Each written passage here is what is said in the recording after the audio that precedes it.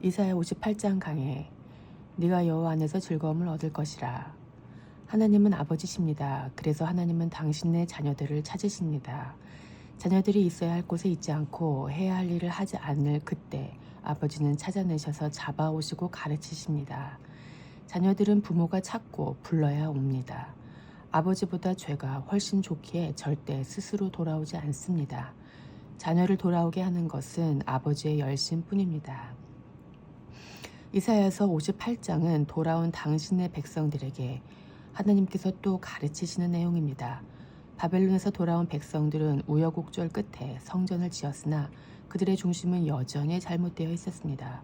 이때의 이야기가 기록된 에스라서는 소망 없는 채로 끝나버리지만 아버지 하나님은 자녀들을 향해 책임과 의무를 다하시는 성실하신 분이기에 그들을 포기하지 않고 또 가르치시는 것입니다. 비록 그들이 벙어리 개 같고 눈먼 파수꾼 같고 무당의 자식들처럼 살고 있어서 속이 터진다 해도 절대 놓아버리지 못하십니다. 하나님은 아버지시기 때문입니다. 허물과 죄를 외쳐 알려라. 아버지께서 뭐라고 말씀하십니까? 1절 말씀 보십시다. 크게 외치라. 목소리를 아끼지 말라. 내 목소리를 나팔같이 높여 내 백성에게 그들의 허물을 야고보 집에 그들의 죄를 알리라. 이사야서 58장 1절 말씀. 선지자에게 백성의 허물과 죄를 알리라고 명령하십니다. 죄를 가려주고 허물을 덮어주는 게 아니라 나팔같이 큰 목소리로 다 까발리라는 말씀입니다. 이유가 무엇입니까? 정죄하기 위함입니까? 훌륭한 자식 만들기 위함입니까? 예, 훌륭한 사람으로 키워내려는 아버지의 열심이십니다. 걸리는 게 은혜입니다. 허물과 죄를 드러내는 것은 포기하지 않으시는 아버지의 상징적인 모습입니다. 아버지가 포기하고 그냥 내 멋대로 살아라 라고 내버려 둔다면 그 자녀를 기다리는 것은 결국 패망과 사망뿐입니다. 결론적으로 말씀드리자면 죄와 허물을 드러내시는 하나님의 열심은 예수 그리스도 안에서 결정적으로 나타났습니다. 근사하고 훌륭해 보였던 바리새인들도 빛이신 예수님 앞에서는 실체가 모두 폭로되었습니다. 이것은 정죄가 아니라 하나님의 포기하지 않으시는 열심이었습니다. 그렇기 때문에 우리는 하나님께서 우리 죄와 허물을 드러내실 때 부끄러워하거나 절망할 필요가 없습니다. 더 이상 우리를 고와 같이 내버려 두지 않으시는 하나님의 열심이기 때문입니다. 아버지의 손에 허물과 죄가 드러나는 것은 거룩한 성장의 시작입니다. 세상에서는 끝난 것처럼 보일 수 있습니다. 예를 들어 목사인 제가 크게 실족하고 이런 일은 일어나지 않기를 바랍니다. 그 허물과 죄가 드러나면 목사의 생명은 끝날 수가 있겠지만 하나님 나라에서 하나님 자녀로서의 거룩한 생활은 다시 시작되는 것입니다. 그들의 허물과 죄가 무엇이었는지 2절이 구체적으로 묘사하고 있습니다. 그들이 날마다 나를 찾아 나의 길 알기를 즐거워함이 마치 공의를 행하여 그의 하나님의 규례를 저버리지 아니하는 나라 같아서 의로운 판단을 내게 구하며 하나님과 가까이 하기를 즐거워하는도다. 우리가 금식하되 어찌하여 주께서 보지 아니하시오며 우리가 마음을 괴롭게 하되 어찌하여 주께서 알아주지 아니하시나이까. 이사야서 58장 2에서 3절 말씀.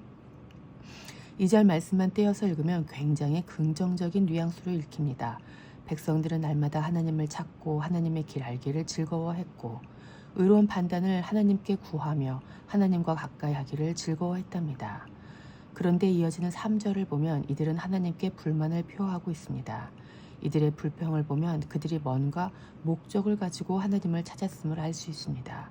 이들은 하나님이 자기를 봐주시고 알아주시기를 원했습니다. 하나님이 아니라 스스로를 위한 행동이었습니다. 원래 하나님은 다른 목적 없이 찾아야 할 분이십니다. 하나님을 사랑하는 백성에게는 그분 자체가 목적이 됩니다. 그러나 자신을 위해 하나님께 역을심을 냈던 이스라엘은 기대와 달리 하나님께서 반응해주지 않으시니 감히 그분을 향해 불만을 표출하고 있는 것입니다. 불만은 원함을 드러냅니다. 누군가의 불만을 들어보면 그 사람이 뭘 원하는지 알 수 있습니다. 누군가가 상처를 입었다라고 이야기하는 포인트를 보면 그 사람이 중요하게 생각하는 것, 얻고 싶었던 것이 무엇이었는지 알 수 있습니다. 다른 사람 생각하지 말고 스스로를 돌아보시면 좋겠습니다. 내가 누구에게 왜 상처받았는지 가만히 돌아보면 나도 인식하지 못하던 나의 원함과 목적을 알게 될 것입니다. 아, 나는 저 사람이 나를 알아봐 주기를 원했구나. 저 사람이 날 인정해 주기를 원했었네. 그게 내 인생의 목적이었구나. 그리스도인들의 존재의 목적은 무엇입니까? 성도의 목표와 갈망은 무엇입니까? 누군가에게 인정받고 높여지는 것입니까? 아닙니다. 성도는 하나님을 더 알고 싶은 갈망과 하나님과 이웃을 더 사랑하는 목표를 가지고 사는 사람입니다.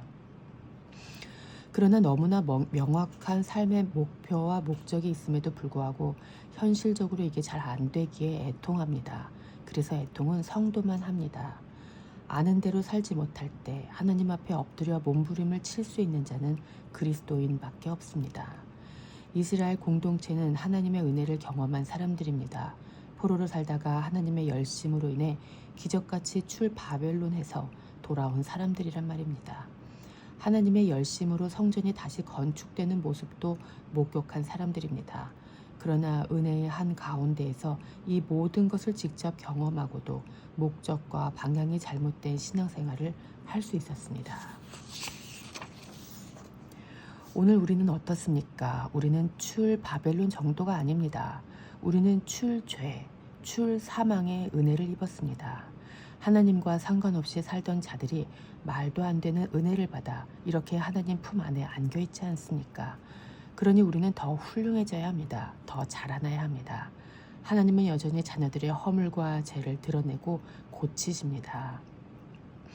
하나님의 의지, 포기하지 않으시는 열심, 정말 대단하십니다. 철없는 자녀가 부모를 향해 이제 그만 좀 하시라고 외쳐대도 우리 아버지는 연약한 자녀를 그대로 두지 않으십니다. 언제까지 배워야 될까요? 우리가 어느 정도 되면 어른입니까? 학교 졸업하면 어른입니까? 20살 되면 어른일까요? 취업하고 승진하면 어른이 되던가요? 나이가 아무리 들어도 하나님 앞에서는 언제나 그분의 연약한 자녀들입니다. 그러니 늘 배우고 자라나야 됩니다. 암기된 예배. 이스라엘 백성들의 허물과 죄를 조금 더 자세히 알아봅시다. 이들은 삶과 마음이 함께하지 않았습니다. 행동과 마음은 일치해야 하는 것인데 그렇게 살지 못했습니다. 열심히 종교 행위를 하면서도 하나님과 이웃을 사랑하지는 않았습니다. 보라, 너희가 금식하는 날에 오락을 구하며 온갖 일을 시키는도다. 보라, 너희가 금식하면서 논쟁하며 다투며 악한 주먹으로 치는도다. 너희가 오늘 금식하는 것은 너희의 목소리를 상달하게 하려는 것이 아니니라. 이사야서 58장 3에서 4절 말씀. 이들은 사람들을 힘들게 했습니다. 자신은 종교적인 행위를 하면서 일꾼들에게는 일을 시키고 괴롭혔습니다. 이 종교인들이 아무리 갈대같이 구부리고 겸손해 보여도 굵은 배를 두르고 죽은 자처럼 하나님 앞에 엎드려졌다 해도 그들의 자아는 시퍼렇게 살아있었습니다. 그들은 자신의 돈 욕심, 명예 욕심, 권세 욕심을 채우기 위해 사람들을 피곤하고 힘들게 했습니다. 하나님께서는 삶과 신앙에 분리된 종교 행위를 용납하지 않으십니다. 이스라엘 백성들은 외형적으로는 누구보다 열심히 있고 열정적인 신앙인의 모습을 가지고 있었지만 하나님이 원하시는 자녀들의 삶을 살지는 못했습니다. 은혜를 받고 회복되어 자유를 경험한 사람다운 삶이 아니었습니다. 우리도 예배당에 모여서 열심히 예배를 드립니다. 그러나 우리는 예배당보다 삶의 현장에서 더 많은 시간을 보냅니다. 예배를 마친 그리스도인들이 세상에 나가서는 이웃을 속이고 헐뜯고 민폐를 끼치고 약자들을 가혹하게 부리며 산다면 어떻겠습니까? 하나님의 사랑이 들어왔다면 삶에서 그 사랑을 내보내는 것이 사랑을 받은 자녀들의 역할입니다.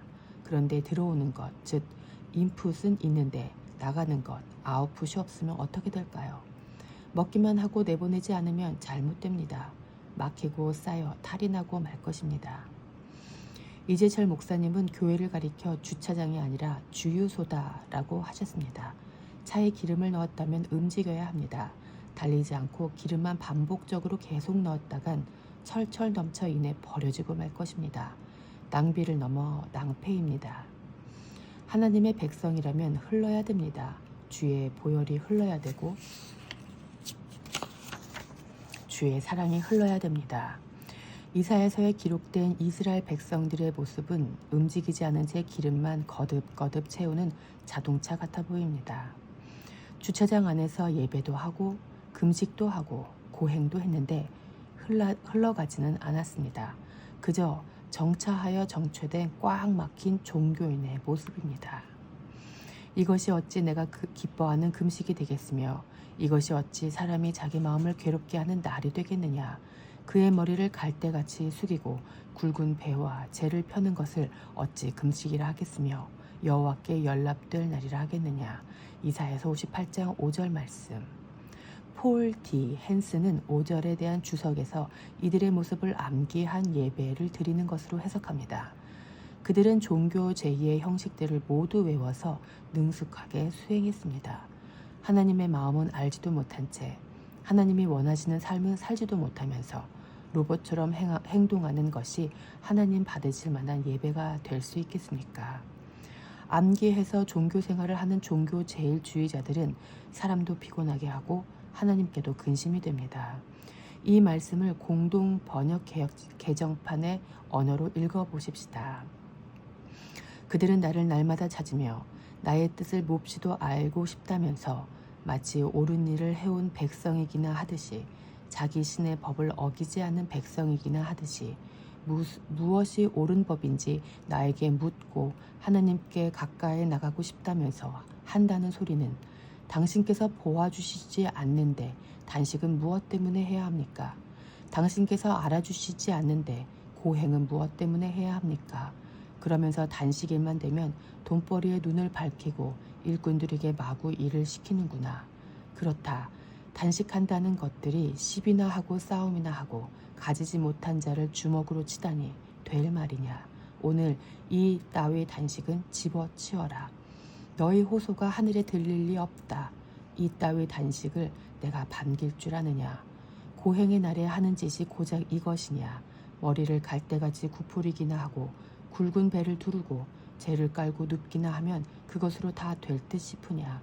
그게 이른바 단식이라는 것이냐. 그러고도 야훼가 이날 너희를 반길 듯 싶으냐. 이사야서 58장 2에서 5절 말씀 공동 번역 개정판.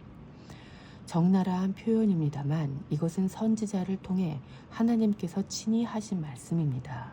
하나님과 이웃을 사랑하는 마음 없이 열심히 하고 있는 종교 행위, 이 암기된 예배는 하나님이 원하지 않으셨습니다. 우리의 예배는 이렇지 않기를 바랍니다. 남의 자유를 위한 금식. 그렇다면 하나님이 원하시는 금식은 무엇입니까? 6절에 하나님께서 직접 말씀하셨습니다. 내가 기뻐하는 금식은 흉악의 결박을 풀어주며 멍에의 줄을 끌어주며 압제당하는 자를 자유하게 하며 모든 멍에를 꺾는 것이 아니겠느냐. 이사야서 58장 6절 말씀. 아멘. 이것이 기뻐하시는 금식입니다. 이것이 하나님이 기뻐하시는 금식입니다. 이 금식은 자신을 위한 것이 아닙니다. 나의 소원을 이루기 위한 수단이 아닙니다. 앞에서는 거룩하고 그럴싸하게 정해진 형식에 따라 능수능란하게 종교 행위를 하면서 뒤로는 남을 착취하고 학대하는 그런 금식이 아닙니다. 하나님이 기뻐하시는 금식은 흉악의 결박을 풀어주는 것입니다. 누구의 결박을 푸는 것이겠습니까? 자기 결박이 아니라 남의 결박입니다. 남의 묶인 것을 풀어주는 것이 하나님 기뻐하시는 금식입니다. 나는 네가 굶고 애써서 남의 어떠함이 풀어질 때 기쁘단다. 그것이 내가 기뻐하는 금식이란다. 하나님은 아버지의 이 마음을 백성들에게 가르쳐주고 계십니다. 은혜를 받은 백성들은 단순히 종교 행위만 열심히 해서는 안 되었습니다. 동기와 목적이 바르고 선하고 하나님의 마음에 합해야 했습니다. 그들은 거기까지 자라나야 했습니다. 이 금식은 묶여있는 누군가를 위한 것입니다. 멍에의 줄을 풀어주기 위한 금식, 내가 아니라 너를 위한 금식입니다. 나의 자유가 아니라 남의 자유를 위한 금식입니다. 나나 내 자식의 경제적, 신분적 자유를 고대하며 금식하는 것은 종교 제일주의자의 행위이므로 하나님이 기뻐하지 않으십니다. 그리스도인의 금식은 압제당하는 자의 자유를 위한 금식이어야 할 것입니다. 하나님께서는 금식에 대해 계속 말씀을 이어가십니다. 7절 말씀 보십시다. 또 줄인 자에게 내 양식을 나누어 주며 유리하는 빈민을 집에 들이며 헐벗은 자를 보면 입히며 또 내 골육을 피하여 스스로 숨지 아니하는 것이 아니겠느냐. 이사야서 58장 7절 말씀. 줄인 자에게 양식을 주는 것과 금식하는 것이 무슨 상관입니까? 우리의 금식은 단순히 내 배를 비우는 것이 아닙니다. 일반적으로 나를 비워 깨끗해지는 것을 금식이라 여깁니다. 내 욕심을 비우고 정신을 맑게 씻어내고 몸을 수련하는 것 말입니다. 그런데 하나님은 그거 하지 말고 남의 배를 채우라고 말씀하고 계십니다. 오늘 우리가 만약 금식한다면 끼니를 걸은 만큼 시간과 돈과 에너지가 절약될 것입니다. 그것을 내 호주머니에 넣고 하나님 앞에서는 금식했으니 소원도 이루는 일거양득을 노려서야 되겠습니까? 그게 아니라 내가 굶어 확보한 재정과 에너지를 가지고 굶주린 다른 누군가를 먹이라는 말씀입니다. 한술 더 떠서 하나님 말씀대로 유리하는 빈민을 드리고 먹일 테니 우선 자신에게 크고 좋은 집과 많은 양식을 달라고 거래를 시도하는 종교인들도 있을지 모르겠습니다. 그건 정말 아닙니다. 헐벗은 자에게 옷을 입혀주려면 내가 옷을 벗어야 됩니다. 저 사람을 먹이면 나는 굶게 됩니다. 그를 집에 들이려면 나는 나가야 합니다. 내가 나가야 그가 들어올 수 있고 내가 벗겨져야 그가 입을 수 있고 내가 배고파야 그가 배부를 수 있습니다. 내가 아파야 그가 낫고 내가 낮아져야 그가 높아질 수 있습니다. 이것이 금식의 메커니즘입니다. 이 금식 누가 이루셨습니까? 이미 힌트는 다 드렸습니다. 기도와 예배와 금식은 남의 방황과 어려움을 내가 받아냄으로써 그의 방황과 어려움을 끝내기 위해서 하는 것입니다. 예수님 믿는 일이 쉽지 않습니다. 그냥 말로만 믿는 것이 아니라 전 삶을 투신해서 상대방의 문제를 풀어주고 필요를 채워주는 것이 하나님께 은혜를 받은 자의 삶입니다. 하나님은 당신의 자녀들에게 그 삶을 요구하십니다. 자녀의 특혜. 그렇다고 하나님의 자녀로 사는 삶이 무작정 손해보는 것만은 아닙니다. 하나님께서는 좋은 것도 약속해 주셨습니다. 8절 말씀입니다. 그리하면 내 빛이 새벽같이 비칠 것이며 내 지유가 급속할 것이며 내 공의가 내 앞에 행하고 여호와의 영광이 내 뒤에 호위하리니 내가 부를 때에는 나 여호와가 응답하겠고 내가 부르짖을 때에는 내가 여기 있다 하리라. 이사야서 58장 9에서 8에서 9절 말씀. 하나님께서 4가지를 약속하셨습니다. 첫 번째 약속은 빛입니다. 너의 빛이 새벽같이 비칠 것이랍니다. 두 번째 약속은 치유. 세 번째 약속은 하나님이 호위병이 되어 주신다는 것입니다. 함께 해주시고 인도하시고 보호하신다는 약속입니다. 네 번째로는 하나님과의 교통, 즉 부르짖을 때 여호와께서 응답하신다는 약속입니다. 빛과 치유와 호위와 응답. 여러분, 이런 약속에 눈이 멀어 종교 생활 하시면 안 됩니다. 하나님은 당신의 백성들이 종교 제일주의자가 되지 않도록 9절 후반절부터 한 번 더 말씀하십니다. 만일 네가 너희 중에서 멍에와 손가락질과 허망한 말을 제하여 버리고 줄인 자에게 내 심정이 동하며 괴로워하는 자의 심정을 만족하게 하면 내 빛이 흥함 중에서 떠올라 내 어둠이 낮과 같이 될 것이며 여호와가 너를 항상 인도하여 메마른 것에서도 내 영혼을 만족하게 하며 내 뼈를 견고하게 하리니 너는 물된 동산 같겠고 물이 끊어지지 아니하는 샘 같을 것이라. 이사야서 58장 9에서 11절 말씀. 하나님의 백성들이 처한 현실은 매우 메마르고 배고프고 괴롭지만 여호와께서는 만족을 약속하고 계십니다. 다시 빛을 약속하시고 뼈를 견고하게 하신다는 말로 치유를 또 한 번 약속하십니다. 그 약속들 뒤에 유명한 구절 물된 동산이 나옵니다. 이 말씀 앞뒤 전후 맥락 상관없이 나의 부유함을 보증해주는 말씀처럼 액자에 넣어 사업장에 거시면 안 됩니다.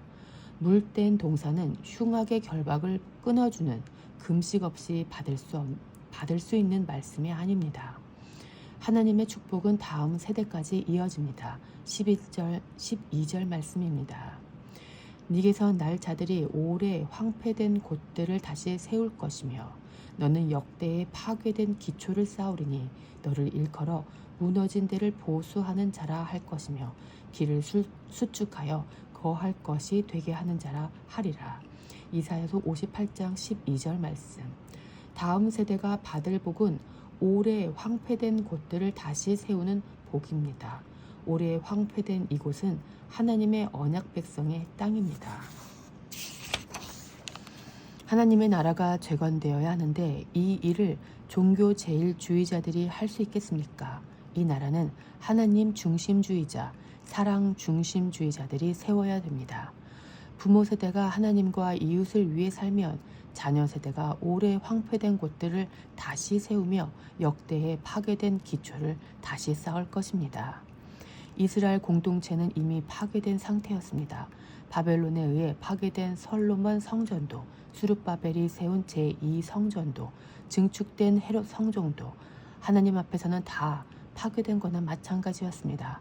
그러나 하나님의 백성이 다시 세워지고 이들에게 새로운 이름이 주어질 것입니다. 이들은 무너진 데를 보수하는 자, 길을 수축하여 거할 것이 되게 하는 자라고 불리게 될 것입니다. 하나님께서 자녀에게 주신 약속을 정리해 봅시다. 어두움이 빛이 되고 항상 인도하시고 메마른 곳에서도 영혼을 만족하게 하시고 물된 동산같이 촉촉하게 하시고 다음 세대가 황폐한 곳을 다시 세우게 되고 파괴된 기초가 다시 쌓아지고 무너진 데를 보수하는 자와 길을 수축하여 거할 것이 되게 하는 자로 불리게 될 것입니다. 하나님이 원하시는 금식을 하는 그분의 자녀들은 이 약속을 받게 될 것입니다. 13절부터는 하나님께서 금식에 이어 한 가지를 더 말씀하시는데 바로 하나님이 기뻐하시는 안식일에 대한 가르침입니다. 만일 안식일에 내 발을 금하여 내 성의를 오락을 행하지 아니하고 안식일을 일컬어 즐거운 날이라 여호와의 성회를 존귀한 날이라 하여 이를 존귀하게 여기고 내 길로 행하지 아니하며 내 오락을 구하지 아니하며 사사로운 말을 하지 아니하면 내가 여호와 안에서 즐거움을 얻을 것이라. 이사야서 58장 13에서 14절 말씀.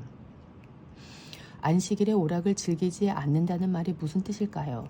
오락이라고 번역한 히브리어 헤페츠는 즐거워하다, 기뻐하다, 만족하게 하다라는 뜻의 동사 하페츠의 명사형입니다. 형태는 다르지만 같은 말입니다. 이 하페츠는 58장 2절에 먼저 사용되었습니다. 바로 나의 길 알기를 즐거워함이라는 구절에 즐거워하다라는 동사가 하페츠입니다. 하나님께서 성경을 참 재미있게 기록하셨습니다. 2절에 따르면 이들은 하나님 알기를 즐거워하여 날마다 찾아갔지만 그 즐거움은 하나님으로 인한 것이 아니라 자기를 위한 것이었습니다. 13절에 따르면 안식일에 마찬가지입니다. 안식일에 하나님을 기뻐하는 것이 아니라 나의 기쁨과 즐거움을 추구하고 있다면 하나님 앞에서는 안식일을 지키지 않은 것이 됩니다. 우리의 주일 성수라는 말을 이 말씀에 비춰보게 됩니다. 하나님이 원하시는 금식의 삶은 살지 못하면서 다른 데 놀러 가지 않고 예배당에 머무르면 주일 성수한 것입니까? 그런 주일 성수는 아버지의 억장이 무너지는 일입니다. 자녀가 혼날까봐 무서워서 또는 용돈 받아낼 생각에 억지로 나와 있으면 부모는 비참해진단 말입니다. 그래서 하나님은 이 자녀들이 자발적으로 자연스럽게 아버지를 즐거워하도록 계속 열심을 내시는 것입니다. 하나님은 진짜 즐거움을 가르쳐주고 싶으셨습니다. 종교적 행위를 통해 내 복을 챙겨가는 그런 수준의 즐거움이 아니라 진짜로 하나님의 마음을 알고 하나님 안에서 안식할 때 비로소 얻게 되는 그 즐거움, 하나님만 주실 수 있는 그 즐거움 말입니다. 그래서 이사야서 58장은 이렇게 끝납니다. 내가 너를 땅의 높은 곳에 올리고 내 조상 야곱의 기업으로 기르리라. 여호와의 입의 말씀이니라. 이사야서 58장 14절 말씀. 자신의 즐거움을 추구하는 것이 아니라 하나님의 즐거움에 참여하는 자는 결국 여호와 안에서 즐거움을 얻을 것입니다. 그리고 땅의 높은 곳에 올려질 것입니다. 이것이 하나님의 약속입니다. 이 약속은 예수 그리스도 안에서 성취가 되었습니다. 이것이 복음입니다. 하나님은 이스라엘에게 하신 이 약속을 이루시기 위해 예수님을 보낼 수밖에 없으셨던 것입니다. 예수님의 금식. 이사야서 61장에서는 하나님이 기뻐하시는 바로 그 금식을 이루신 분의 선언이 기록되어 있습니다. 주 여호와의 영이 내게 내리셨으니 이는 여호와께서 내게 기름을 부으사 가난한 자에게 아름다운 소식을 전하게 하려 하심이라. 나를 보내사 마음이 상한 자를 고치며 포로된 자에게 자유를, 갇힌 자에게 노임을 선포하며 여호와의 은혜의 해와 우리 하나님의 보복의 날을 선포하여 모든 슬픈 자를 위로하되 무릇 시온에서 슬퍼하는 자에게 화관을 주어 그 죄를 대신하며 기쁨의 기름으로 그 슬픔을 대신하며 찬송의 옷으로 그 근심을 대신하시고 그들이 의의 나무 곧 여호와께서 심으신 그 영광을 나타낼 자라 일컬음을 받게 하려 하심이라. 이사야서 61장 1에서 3절 말씀. 58장에서 백성들에게 금식하라고 가르치셨는데 갑자기 61장에서 그 금식이 완전하게 나타납니다. 하나님이 기뻐하시는 금식의 모양입니다. 이 땅에 오신 예수님이 요한에게 세례를 받으신 후 광야에서 40일 동안 이렇게 금식하셨습니다. 이 금식은 예수님 자신의 소원 성취나 자유 획득을 위한 것이 아니었습니다. 예수님의 금식은 죄의 권세 아래 매여버린 인류의 결박을 풀어주기 위한 것이었습니다. 우리 예수님은 그렇게 금식하신 직후에 이사야서에 이 말씀이 이루어졌다고 선포하십니다. 예수께서 성령의 능력으로 갈릴리에 돌아가시니 그 소문이 사방에 퍼졌고 친히 그 여러 회당에서 가르치심에 뭇 사람에게 칭송을 받으시더라.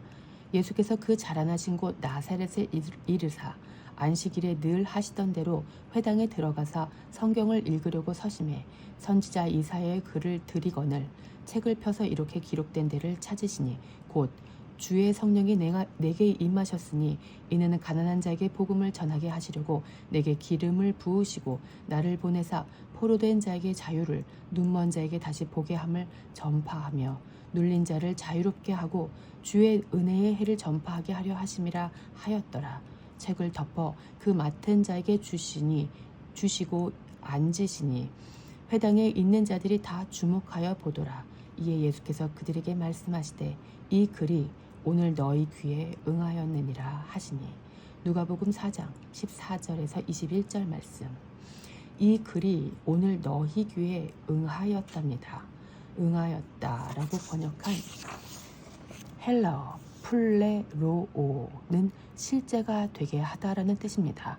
따라서 예수님께서는 이사야서 61장에 기록된 하나님이 기뻐하시는 금식의 완전한 모양이 이제 너희에게 실제가 되었다고 선포하신 것입니다. 이렇듯이 예수님의 공생애 곧 하나님과 이웃을 위한 삶은 금식 후에 시작되었습니다. 예수님은 자유하신 분이십니다.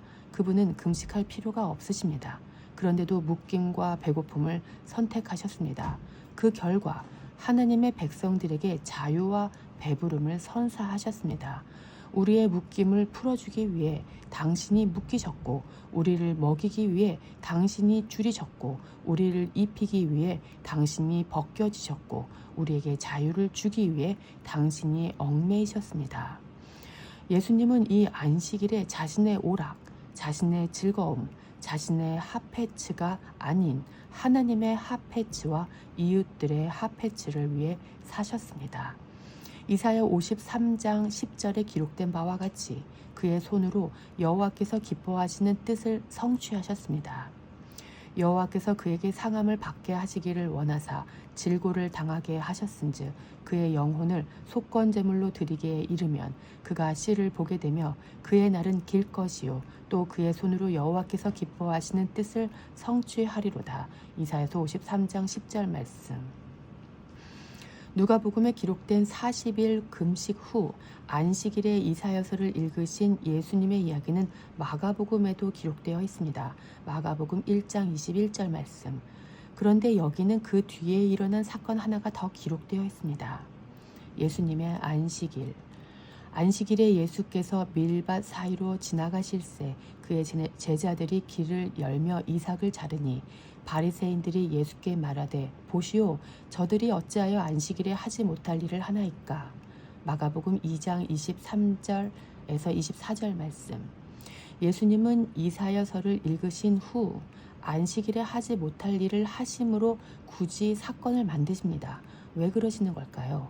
이는 자녀를 종교 제일주의자가 되지 않게 하려는 아버지의 책임과 포기하지 않으시는 열심이 예수님 안에 나타나는 장면입니다. 예수님께서는 제자들에게 하나님이 기뻐하시는 금식이 무엇인고 안식일을 어떻게 지켜야 하는지 가르치고 계신 겁니다. 예수님께서 안식일에 사람을 살리고 병자를 고치신 이유입니다. 이어지는 예수님의 말씀을 들어봅시다. 25절입니다. 예수께서 이르시되 다윗이 자기와 및 함께한 자들이 먹을 것이 없어 시장할 때에 한 일을 읽지 못하였느냐. 그가 아비아달 대제사장 때에 하나님의 전에 들어가서 제사장 외에는 먹어서는 안 되는 진설병을 먹고 함께한 자들에게도 주지 아니하였느냐. 또 이르시되 안식일이 사람을 위하여 있는 것이요 사람이 안식일을 위하여 있는 것이 아니니 이러므로 인자는 안식일에도 주인이니라. 마가복음 2장 25절에서 28절 말씀. 예수님께서는 안식일이 사람을 위하여 있는 것이라고 말씀하십니다. 이 말씀이 이해가 되십니까? 사람이 안식일을 위해서 있기 때문에 주일 성수 잘 해야 되는 것 아닙니까? 성경책이 잘못 인쇄된 것 같지 않습니까? 이 구절을 이해하려면 안식일이 사람을 위하여 있다고 할 때의 사람이 누구인지 생각해 봐야 합니다.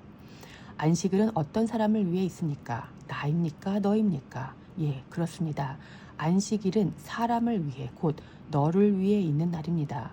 하나님과 타자를 사랑하는 날이 안식일입니다. 왜 주일날 예배 안 드리고 여행 가면 두려워서 헌금이라도 하는 겁니까? 왜 주일날 예배 빠지면 수요일이나 금요일이라도 꼭 나오려고 하는 겁니까? 요즘은 이런 분들도 잘 없습니다만 예배 안 드리면 찝찝하다고 느끼는 분들은 나를 위해 안식하고 있는 사람입니다. 그런데 나라는 개인은 예수님이 말씀하신 사람이 아닙니다. 남자와 여자가 연합해야 사람이 되고 머리와 몸이 연합되어야 사람이 됩니다. 스스로를 위해 종교 계율을 지키는 나는 나무에서 꺾여나간 나뭇가지일 뿐 예수님과 연합된 사람은 아닙니다. 안식일은 이웃의 필요를 채우고 이웃의 묶임을 풀어주는 날입니다. 안식일은 타자에게 참된 안식을 선사하기 위해 존재합니다. 예수님께서는 자기 백성들이 종교적으로 치우쳤던 것을 바로 잡아주셨습니다. 그래서 안식일에 또 사건이 터집니다. 예수께서 다시 회당에 들어가시니 한쪽 손 마른 사람이 거기 있는지라. 사람들이 예수를 고발하려 하여 안식일에 그 사람을 고치시는가 주시하고 있거늘 예수께서 손 마른 사람에게 이르시되 한가운데 일어서라 하시고 그들에게 이르시되 안식일에 선을 행하는 것과 악을 행하는 것 생명을 구하는 것과 죽이는 것 어느 것이 옳으냐 하시니 그들이 잠잠하거늘 그들의 마음이 완악함을 탄식하사 노하심으로 그들을 둘러보시고 그 사람에게 이르시되 내 손을 내밀라 하시니 내밀매 그 손이 회복되었더라. 마가복음 3장 1에서 5절 말씀. 이날 회당에 모인 사람들은 종교적 열심이 있는 자들로서 규칙에 따라 안식일을 지키고 있는 중이었습니다. 나의 유익을 위해 일을 쉬고 안식하고 있었단 말입니다. 암기된 예배를 드리고 있는 종교 제일자들입니다. 그러나 이 안식일은 손마른 그 사람을 위한 날이었습니다. 그의 흉악의 결박을 풀어줘야 하는 날이었습니다. 예수님은 하나님께서 원하시는 대로 그에게 안식을 선사하셨습니다. 인류 최고의 안식일. 안식일은 하나님과 이웃을 위해 있는 날이고 특별히 예수님이 말씀하셨듯이 사람을 안식하게 하기 위해 있는 날입니다. 사람을 회복시키기 위해 안식이 있는 것입니다. 그렇다면 결정적으로 안식일에 무슨 일이 있었습니까? 마가복음 15장 보십시다. 이 날은 준비일 곧 안식일 전날이므로 저물었을 때에 아리마대 사람 요셉이 와서 당돌이 빌라도에게 들어가 예수의 시체를 달라 하니 이 사람은 존경받는 공회원이요 하나님의 나라를 기다리는 자라. 마가복음 15장 42에서 43절 말씀. 예수님이 십자가에서 돌아가셨습니다. 금요일에 돌아가셨는데 안식일은 금요일 저녁 해가 질 때 시작되어 토요일 해질 때 끝납니다. 금요일 저녁부터 토요일 저녁까지 그 안식일에 예수님은 어디에 무얼 하고 계셨습니까? 그 안식일에 예수님은 사망 가운데 묶여 계셨습니다. 예수님은 자유하신 분이십니다. 그런데 그분이 그 안식일에 묶이셨습니다. 죽음 가운데, 어둠 가운데 갇혀 계셨습니다. 지옥 가운데 계셨단 말입니다. 왜 그렇게 하셨습니까? 우리를 자유하게 하시려고, 우리를 해방시키려고, 우리를 더 이상 배고프지 않게 하시려고 그분이 묶이셨습니다. 우리가 매어있는 흉악의 결박을 풀어주기 위해 그분이 금식하시고 묶이시고 사방 가운데 지옥에 떨어져 갇혀 계셨단 말입니다. 하나님이 기뻐하시는 금식, 하나님이 기뻐하시는 안식을 위하여 친히 예수님은 그렇게 하셨습니다. 그래서 마가복음 16장은 안식일이 지나매로 시작합니다. 그분의 묶임으로 인해 안식일이 지나면 이제 그분의 백성들은 자유입니다. 안식일이 지나매 막달라 마리아와 야고보의 어머니 마리아와 또 살로메가 가서 예수께 바르기 위하여 향품을 사다 두었다가 안식 후 첫날 매우 일찍이 해 돋을 때에 그 무덤으로 가며 서로 말하되 누가 우리를 위하여 무덤 문에서 돌을 굴러주리요 하더니 눈을 들어본즉 벌써 돌이 굴러져 있는데 그 돌이 심히 크더라. 마가복음 16장 1에서 4절 말씀. 과연 이 큰 돌을 누가 굴렸을까요? 아버지 곧 하나님입니다.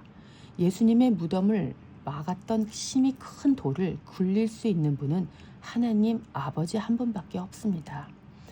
네가 땅에서 높임을 받을 것이다 라는 이사야서의 약속을 기억나게 하는 장면입니다. 무덤에 들어가서 흰 옷을 입은 한 청년이 우편에 앉은 것을 보고 놀라매 청년이 이르되 놀라지 말라. 너희가 십자가에 못 박히신 나사렛 예수를 찾는구나. 그가 살아나셨고 여기 계시지 아니하니라. 보라, 그를 두었던 곳이니라. 마가복음 16장 5에서 6절 말씀. 예수께서 안식 후 첫날 이른 아침에 살아나신 후 전에 7 귀신을 쫓아내어 주신 막달라 마리에게 먼저 보이시니. 마가복음 16장 9절 말씀. 살아나신 예수님은 먼저 귀신에게 묶여 있었던 막달라 마리아를 찾아가 자신을 보이셨습니다. 살아나신 예수님을 만난 마리아가 예수님과 함께 하던 사람들에게 이 일을 알렸지만 그들은 믿지 않았습니다. 10에서 11절 말씀. 그들이 믿건 믿지 않건 이 일은 이미 일어난 일입니다.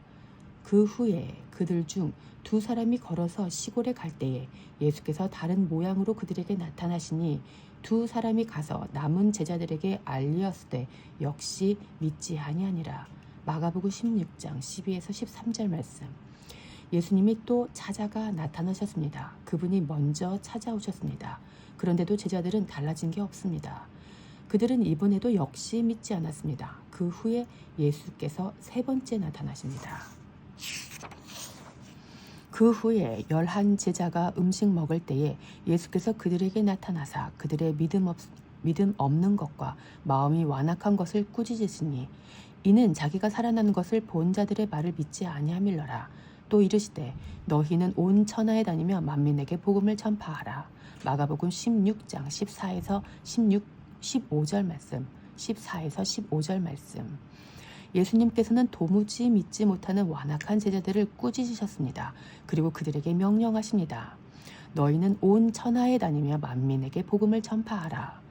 그렇다면 이들이 전하는 복음은 무엇이겠습니까? 예수 믿고 열심히 금식하고 안식일 지켜서 너의 영생 복락을 누리라는 종교적인 권고를 복음이라고 할 수 있겠습니까?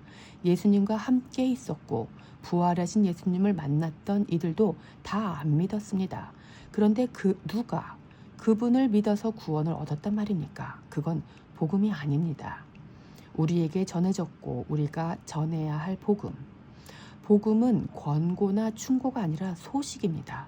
우리의 참된 안식을 위해 예수님이 금식하셨고 묶이셨고 죽으셨고 부활하셨다는 소식 말입니다. 굿 어드바이스가 아닌 굿 뉴스, 곧 이미 일어난 일입니다. 호외로 뿌려야 할 뉴스입니다. 이제 우리에게는 배고픔이나 묶임이나 사망이 아니라 배부름과 자유와 생명이 있습니다. 예수님의 가르침을 받은 제자들은 이제 이 소식을 전하게 될 것입니다.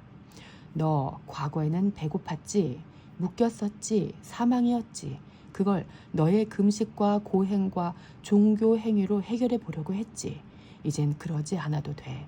왜냐하면 예수님이 배고프셨고 예수님이 금식하셨고 예수님이 사망 가운데 계셨는데 이제 너희를 의롭다 하시기 위하여 너희에게 생명을 주고 자유롭고 배부르게 하기 위하여 죽으시고 부활하셨어. 처음엔 나도 안 믿었어. 그런데 우리 믿음과 상관없이 이 일을 이미 일어난 일이야. 그분이 다 이루셨어. 이 복음 안에서 오직 이 반석 위에서 오래 황폐된 곳이 재건될 것입니다. 황폐한 이스라엘이 하나님의 나라가 회복될 것입니다. 예수님이 아니면 인간이 무슨 노력을 기울이건 율법을 지키건 말건 제3성전을 짓건 말건 오래 황폐된 곳은 계속 황폐된 채로 남아있을 수밖에 없습니다. 이것은 신학의 트렌드나 스타일의 문제가 아닙니다. 하나님의 뜻이 이루어지고 예수 그리스도의 언약이 완성되기를 소망하는 보편적인 그리스도인이라면 누구나 전해야 할 복음입니다. 보편적 그리스도인들이라면 오래 황폐되어진 종교 제일주의자 이스라엘에게 예수 그리스도를 전하는 것은 마땅히 해야 될 일입니다. 어떤 소수의 부름받은 사람들만의 일이 아닙니다. 모든 보편적인 그리스도인들은 이스라엘의 회복을 알아야 하고 소망해야 마땅합니다. 우리는 이 자유를 이미 누리고 있지 않습니까? 우리는 예수님이라는 반석 위에서 물된 동산을 누리고 있단 말입니다.